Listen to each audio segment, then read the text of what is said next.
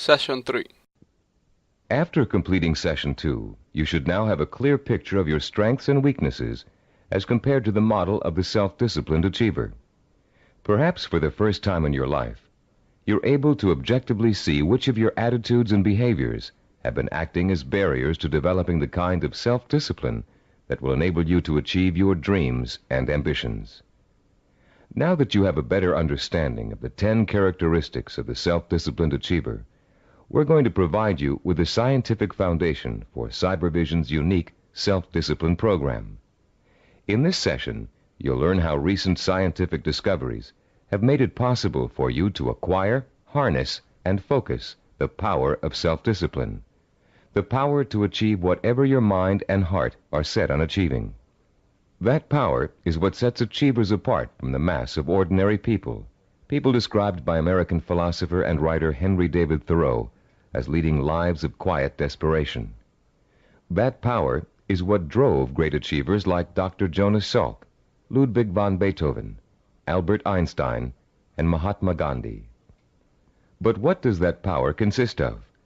What is the force that motivates high achievers to sustain a long-term effort that might take 10 years, 20 years, or a lifetime to achieve? More importantly, if we can define and isolate such a force, how can you or I tap into it? The force exists, and it has a scientific basis. By the time you've completed the neuropsychology of self-discipline, you'll understand its origins, its strength, and its power. And you'll be armed with all the tools you need to stay in touch with that force in order to accomplish anything you set out to do. There are many self-improvement programs that, like crash diets, offer good short-term results but stop working after a few days or weeks. These programs tend to rely on one of 3 kinds of motivation. The first is evangelical. A powerful orator, we'll call him Speaker X, comes to town with promises to increase motivation and production after a single seminar or series of seminars. Perhaps your boss encourages you and your coworkers to go. Perhaps he even purchases a block of tickets.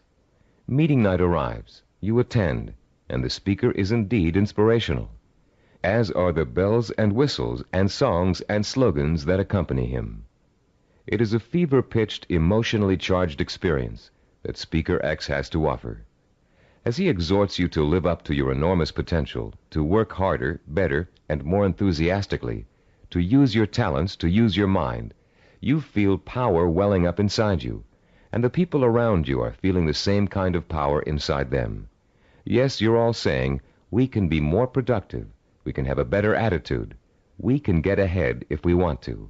The very air becomes charged with mass enthusiasm. The next day, you're at your desk a half hour early, and you work a half hour past normal quitting time. The same thing happens the day after. You start planning new ways to accomplish your work more effectively. You're feeling happier about the work you're doing. And for the next few weeks, it looks like you're getting more work done in less time than you ever have before. But soon, your enthusiasm begins to fade, and your pace starts to slow down.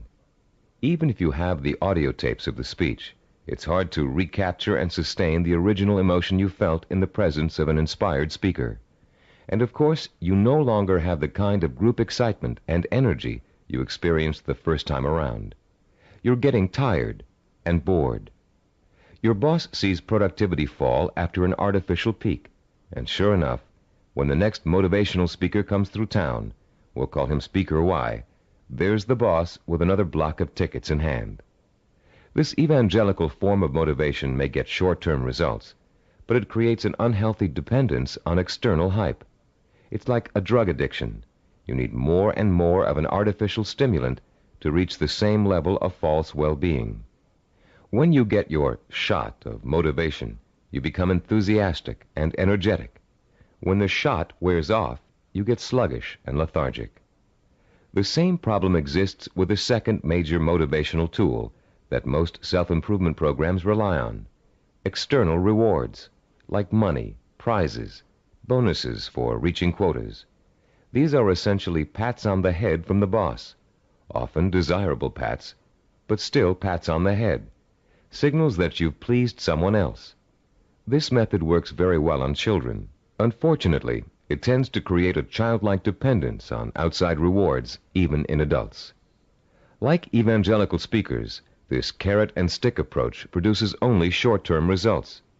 External rewards do not increase individual commitment, and most people tend to adapt to them quickly, soon expecting bonuses as a matter of course, and not because they performed above and beyond the call of duty. Rewards are manipulative. People who give them out are always asking themselves, how can I motivate my staff? The truth is, to be truly effective in the long term, motivation must come from within. The third classic motivational tool is a familiar one, fear. Humorists Carl Reiner and Mel Brooks created a comedy album in the early 60s in which Reiner, as a journalist, interviews Brooks, who plays a 2,000-year-old man. Eager to know about life in the distant past, Reiner asks Brooks, what was the major form of transportation in those days? Brooks replies, fear. Fear transported you. Reiner is puzzled. Fear, he asks. Brooks responds, yeah, fear. You see, an animal would growl, and you would go 2 miles in a minute. It's true, fear is a great motivator. If you don't perform, something undesirable happens. You lose your job. There go the house payments, the car payments, the kids' college tuition, and so on. As the mental dominoes fall, you're motivated to keep performing. But while fear may bring short-term results, it also brings resentment and rapid burnout. It doesn't take long before you're angry at the system that's keeping you going. And anger makes you less productive, which increases your fear. It becomes a vicious cycle with an unpleasant ending. It should be pretty clear by now that these motivational systems aren't motivational at all. Each of them relies on an external stimulus and an artificial situation. And each relies on an initial burst of emotion that fades rapidly when the new situation becomes habitual. You may have tried several of these motivational or goal-setting programs in the past. Perhaps they even contributed to your sense of self-awareness. If so, you've no doubt learned that self-awareness alone is not sufficient to motivate change. It's easy to identify self-defeating behaviors. It's easy to plan strategies for eliminating them. It's easy to turn over a new leaf, but it's very difficult to sustain change for a long enough period of time for your new behavior to become as ingrained in your character as your bad habits were in the past. Having a roadmap is not enough. You need fuel.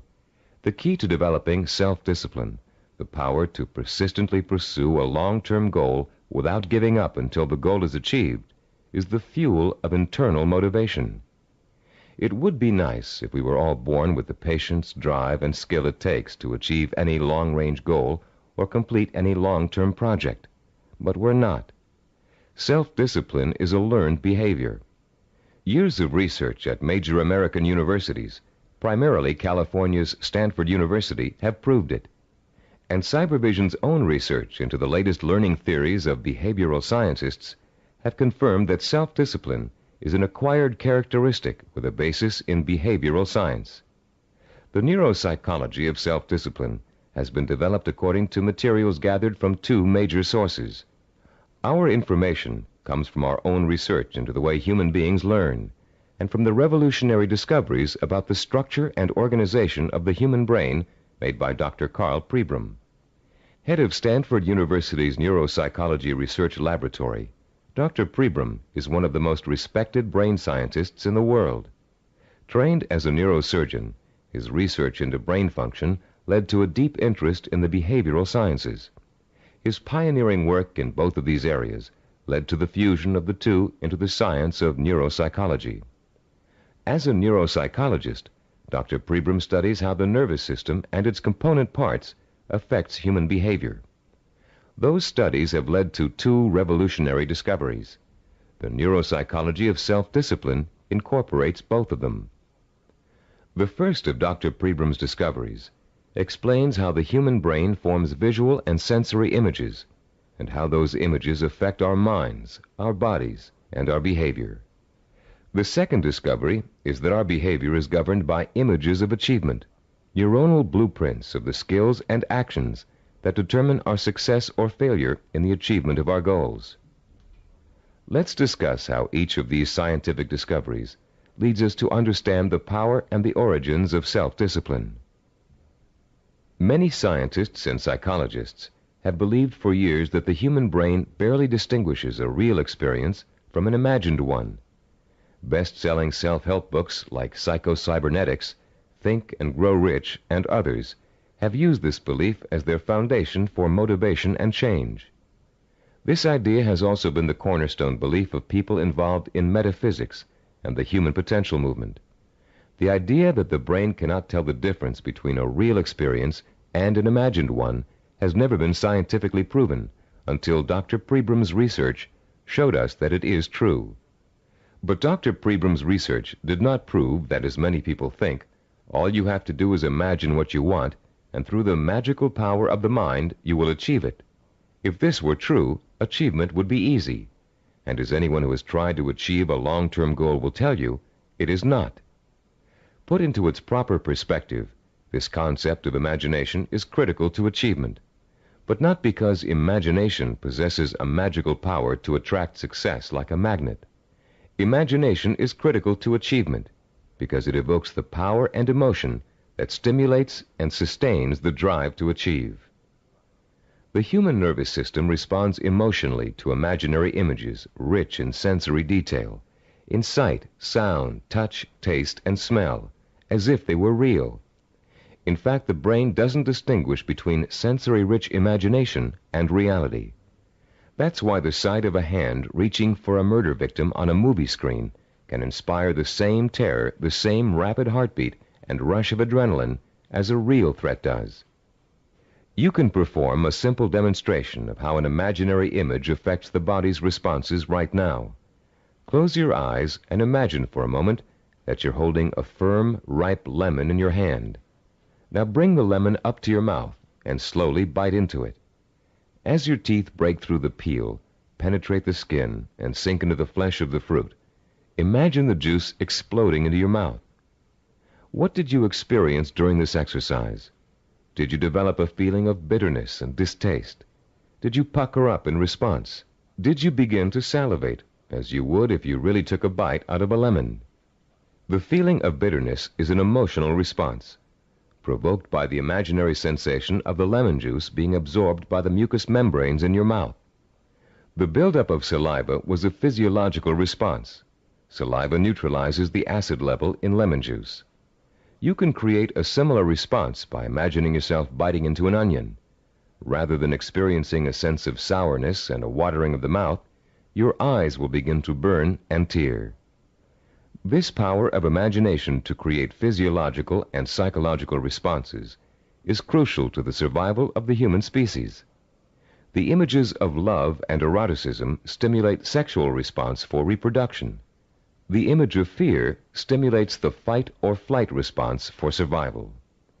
But our brain's ability to respond to images is a two-edged sword. The person who is dominated and controlled by emotional impressions becomes a victim of his own sensory images. These people act impulsively in response to their feelings. They have little control over their environment. They are easy prey for fear, superstition, and con artists. They are usually unhappy. On the other hand, the person who understands the power of imagery and who can deliberately harness a flood of sensory images to reinforce an intellectually formulated plan has a lifetime source of energy to apply toward positive action. This person uses emotion as fuel. Only when the imagination is harnessed and focused on the benefits and rewards of a specific goal can we light the fires of self-motivation and develop the kind of self-discipline that will help us achieve that goal. Dr. Pribram made a second significant discovery in his research into the brain and human behavior. He found that all of our actions are governed and driven by what he calls an image of achievement. That image of achievement is actually a mental blueprint for reaching a goal.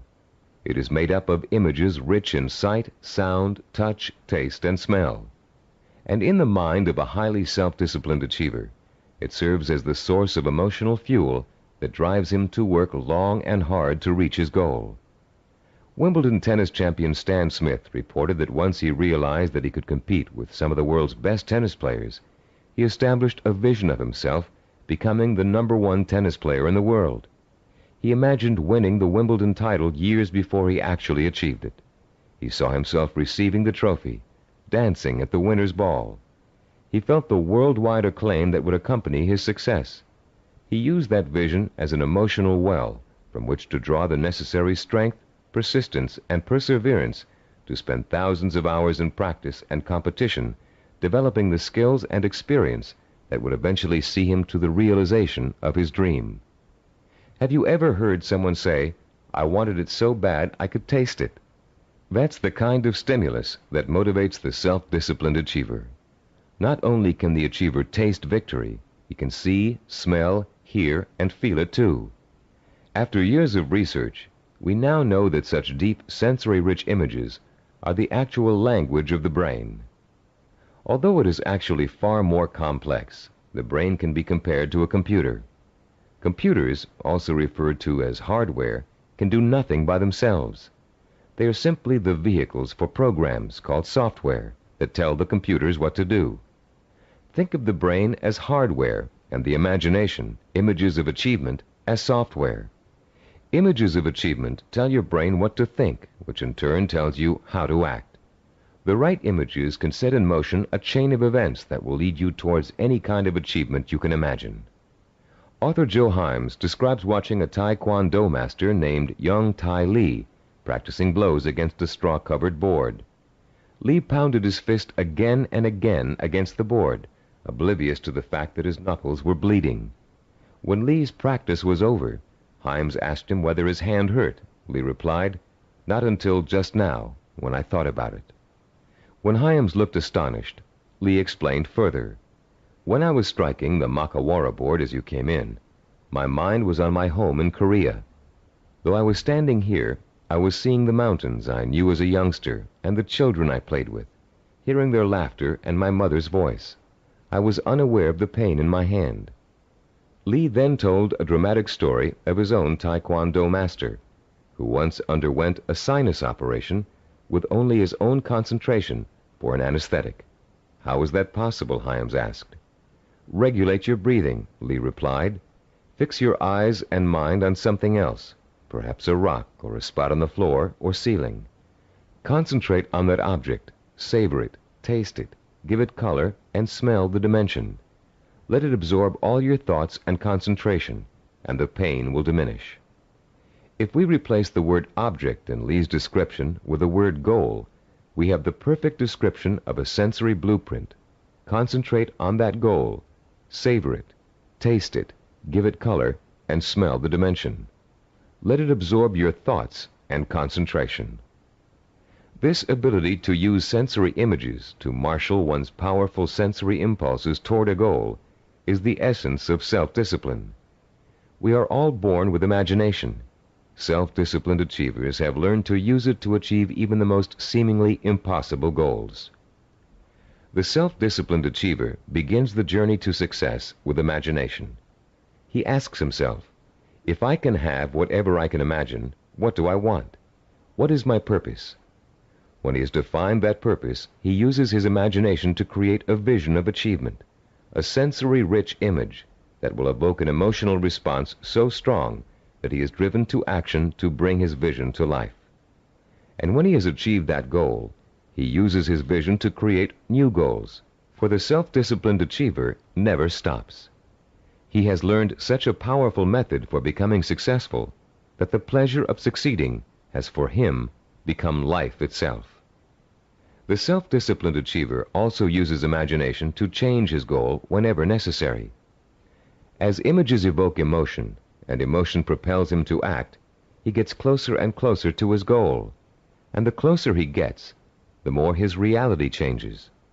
When it changes in such a way as to make his original goal either impossible or undesirable, he changes that goal to fit his new reality. The self-disciplined achiever creates a feedback system that ensures that he will never give up, and he will ultimately achieve what he wants. This is where most people fall down. They're working towards a goal, and suddenly circumstances interfere with that goal. They get sidetracked. Then when they try to get back on course, it doesn't work. because their original goal does not fit their new reality. They think they have failed, and they give up. In the same circumstances, the self-disciplined achiever uses his or her goal visualization as a reality check. If reality suddenly dictates that the original goal won't work, the goal must be altered to fit reality. The achiever has not failed. He or she has set a new course that will lead to success. Take someone who sets out to become an obstetrician. After 4 years of pre-med and 2 years of medical school, our self-disciplined achiever suddenly realizes that she's far more interested in becoming a neurologist. Should she drop out of medical school? Of course not. She'll simply switch her visual blueprint to another field of medicine and change her plans for where she'd like to intern after medical school. She doesn't think of herself as a failed obstetrician. She thinks of herself as a successful neurologist. Or take the businessman who wants to open up a retail store in his neighborhood.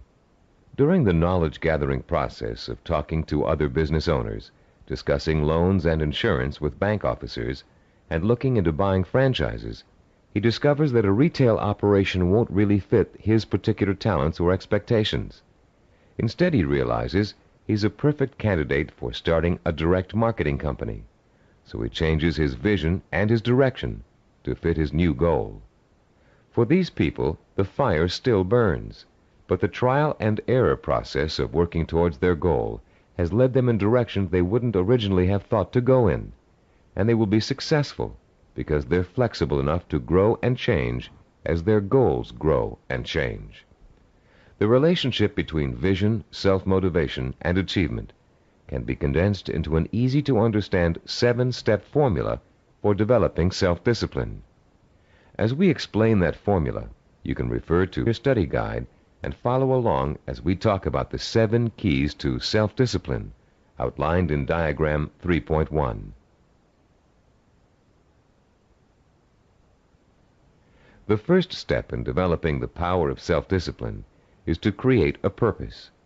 You must define a cause to which you can wholeheartedly commit your time, resources, and energy. This cause points you in a direction. It gives you a reason for making the effort. It lights a small spark inside you that will soon begin to burn with emotion and drive. The second step is to find role models who have already achieved what you want to achieve. Study their life patterns, their methods and techniques for reaching their goals. Let their example inspire you, and realize that they are normal people just like you, but they are self-disciplined people. With the power of self-discipline, you can achieve as much as they have. With a firm purpose in mind and an exciting sense of possibility sparked by your role models, you'll find yourself developing a strong-willed emotional belief in your ability to succeed. The first small spark of hope is turning into a glowing ember of possibility. In the third step, you'll translate your feeling of possibility into a sensory-rich vision of success. At this point, with a vision rich in touch, taste, sight, smell, and sound in front of you, you'll make the leap from the possible, I think I can do it, to the heartfelt, I know I can do it. Your vision and your belief will fan the embers of conviction until they burst into a flame of emotion that incites you to action. This all-encompassing flame of emotion is the fourth step of the formula. It is what gives you the energy, the creative power, and the desire to single-mindedly see your vision through to its successful completion. Motion is the root word for emotion. The original meaning of the word emotion is, in fact, a moving, a stirring, an agitation, which is precisely what happens when belief in your goal catches fire. The fifth step in our formula is planning, the first bit of action inspired by your emotion. Through effective planning, you can identify and map out the steps you need to take in order to make your vision a reality. You'll figure out exactly what you need to do to accomplish your goal and how long it will take. And turning your vision into a concrete goal will further fuel the fires of emotion and action. Once your vision has become a plan, you must acquire the knowledge and skills necessary to implement that plan. This is the sixth step in the formula for developing self-discipline. No matter how difficult the learning process might be, you continue to draw inspiration and fortitude from your vision. And each time you master a skill, your confidence in your ability to achieve increases. The seventh and last step in our formula is what we call persistence and perseverance. Persistence is staying with your vision, seeing it through to its completion, no matter how long it takes or how difficult it is. Perseverance is persisting in spite of setbacks, disappointments, and hardship. Once you begin acting to achieve your goal, your drive to sustain the forward motion, to persist and persevere, is constantly fueled by the strength of your initial vision. And as you get nearer and nearer to accomplishment, the vision becomes more and more real. As your vision fuels reality, and reality fuels your vision, your drive to achieve begins working like a giant breeder reactor. You've put into motion a self-perpetuating spiral of vision, belief, emotion, motion, and reality. This formula for harnessing the essence of self-discipline will change your life. For the first time, science has given us the power to truly be able to change our own circumstances from the inside out, to understand what makes men and women overcome tremendous odds and obstacles to achieve greatness. For the first time, greatness is within the grasp of each of us. Through the understanding of the scientific principles that govern our thinking and behavior, we can, for the first time, program ourselves for success. In the next session, you'll begin to put the principles you've just learned into action. You'll learn a powerful sensory exercise which will let you determine your true goal. And once you've taken that vital first step, you can begin the exciting journey of action that will propel you towards the ultimate achievement of your heart's desire.